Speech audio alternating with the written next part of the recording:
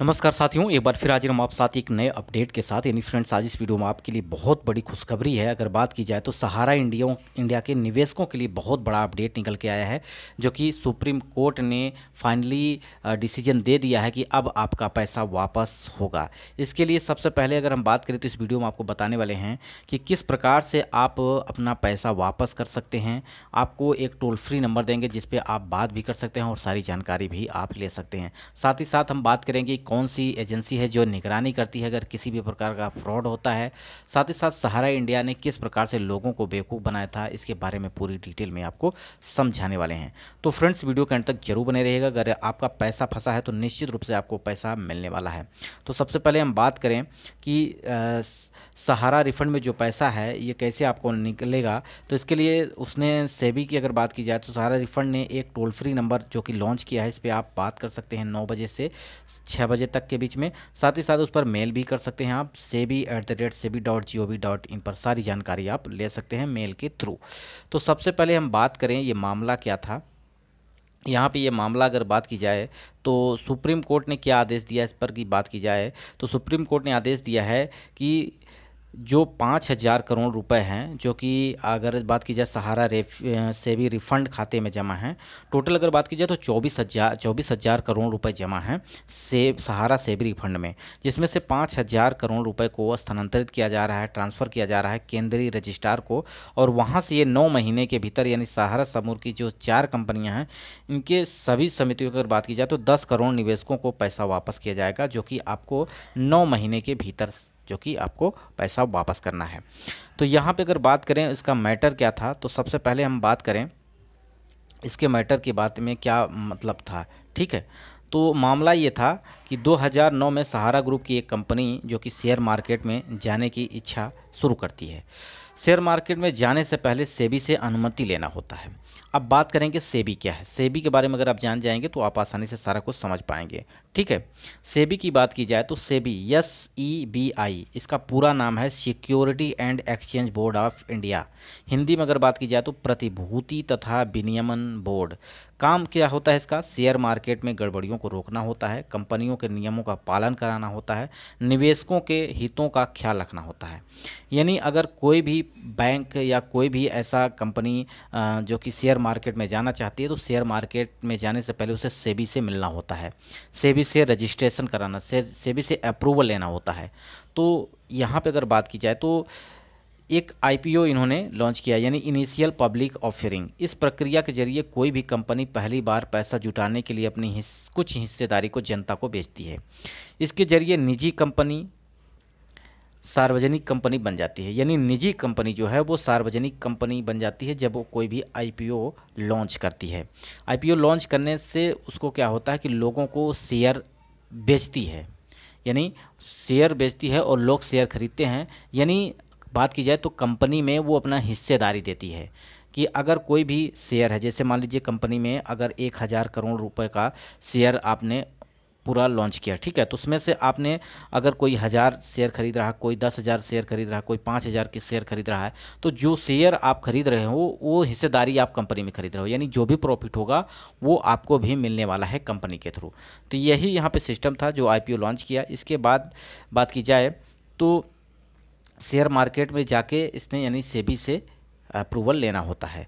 तो यहाँ पे क्या किया गया, तो अगर बात की जाए तो सेबी से अनुमति लेना होता है। इसमें 2019 में सहारा प्राइम सिटी नाम की कंपनी जो कि सेबी से IPO लाने के लिए DRHP भेजा, यानी मार्केट में पैसा उगाने के लिए अपना बायोडाटा भेजा। सेबी कानून कंपनी का बायोडाटा जांच कर रही थी। इसी दौरान सहारा की 2 कंपनियां सहारा इंडिया रियल इंस्टेंट कॉरपोरेशन लिमिटेड, यानी SIRCEL, ठीक है, और एक कंपनी थी Sahara housing investment corporation limited, SHICL, दोनों क्या आ गई, कटघरे में आ गई।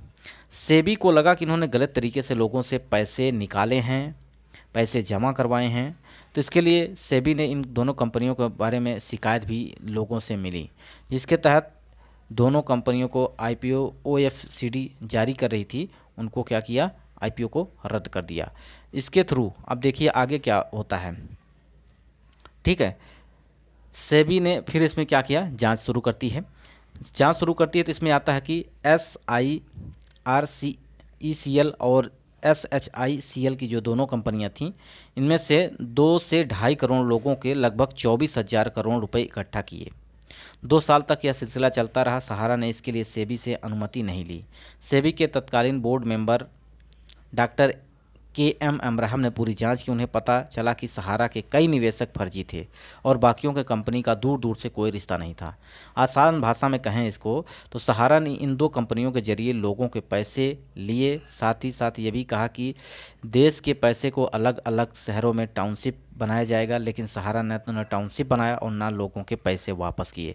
यानी आप देखा जाए तो 24,000 करोड़ रुपए लोगों से इसने वसूल लिए। अब आप समझिए कि गरीब लोगों के पैसे लेकर किस तरह से ये फ्रॉडगिरी कर रहे हैं। तो किसी भी कंपनी में आप पैसा जमा करने से पहले, किसी भी कंपनी का आपका शेयर मार्केट खरीदने से पहले, या कोई बीमा हो, कोई आपको कि किसी प्रकार का कर रहे हो, तो वहाँ पे सारी जानकारी लेने के बाद ही आप ये सारा काम करें। ठीक, अब यहाँ पे मामला क्या आता है आगे अगर बात की जाए तो यहाँ पे सेबी से पहले जो कि RBI से भी टकराव हो गया। सेबी से पहले सहारा का रिजर्व बैंक इंडिया से भी इसका टकराव चल रहा था। 2007-8 में सहारा इंडिया का फाइनेंस कॉरपोरेशन के पैसे जमा कराने पर रोक लगा दी। देश की 2 बड़ी एजेंसियों से टकराव के बाद भी सहारा पीछे नहीं हटा। जून 2011 में सहारा इंडिया फाइनेंस कॉरपोरेशन ने अखबारों में एक विज्ञापन दिया कि उसके पास कुल जमा का मूल्य जो है वो 73,000 करोड़ रुपए है। इस विज्ञापन से तहलका मच गया। घोषणा ऐसे समय आई जब रिजर्व बैंक और सेबी के साथ टकराव चल रहा था। दोनों सहारा कंपनियों द्वारा डिपॉजिट जमा करने पर अंकुश लगाना चाह रहे थे।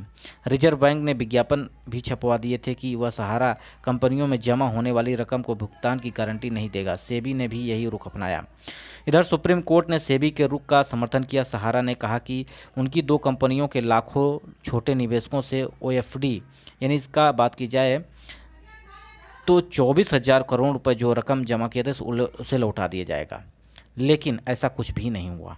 ठीक है, अब अगर बात की जाए तो सारा पैसा इन्होंने खा लिया।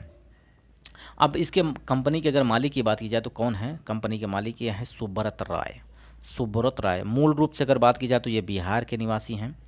इन्होंने 1978 में 2,000 रुपये की रकम लगाकर शेयर लगाकर कारोबार चालू किया था। ठीक है, तो यानी अगर बात की जाए तो लोगों को अगर यहाँ पे बताया जाए तो बेवकूफ़ बना के बहुत सारे पैसे इकट्ठे किए गए, फर्जी काम किया गया, बहुत सारे लोगों से पैसे लिए गए। उसके दम पर ये क्या हो गए, ये सबसे बड़े देश के 10 ताकतवर लोगों में शामिल हो गए। ठीक है, इसमें इंडिया टुडे ने भी इनका नाम शामिल किया था। टाइम मैगजीन ने भी इनको कहा था कि ये सहारा कंपनी जो है रेलवे के दूसरे नंबर की सबसे बड़ी जॉब देने वाली कंपनी बन गई थी। वहीं अगर बात की जाए तो सहारा ने कम से कम 11 साल क्रिकेट अगर बात की जाए तो BCCI को स्पॉन्सरशिप भी किया था। ठीक है, तो यहाँ से आप समझ पाए होंगे अब आपके पैसा वापस होने वाला है, आपको कुछ करना नहीं है। ये जो 24,000 करोड़ रुपए यहाँ पे इकट्ठा किए गए थे, अब ये धीरे धीरे 5,000 करोड़ रुपए अलॉट कर दिया गया है, इसे आपको भुगतान किया जाएगा। इसी कड़ी में सारे पैसे आपके वापस कराए जाएंगे। ये पैसे आपको कैसे मिलेंगे ये मैंने आपको अगर बात की जाए तो यहाँ पर आप टोल फ्री नंबर से जुड़ सकते हैं, या आप इसके वेबसाइट की अगर बात की जाए तो यहाँ पे sebi@sebi.gov.in पर भी जाकर अपनी सारी जानकारी ले सकते हैं। कैसे रिफ़ंड करना है सारा कुछ पैसा वहाँ से आपको पता चल जाएगा। तो फ्रेंड्स, ये वीडियो आपको कैसा लगा कमेंट बॉक्स में जरूर बताइएगा। वीडियो यहीं समाप्त करते हैं। नमस्कार।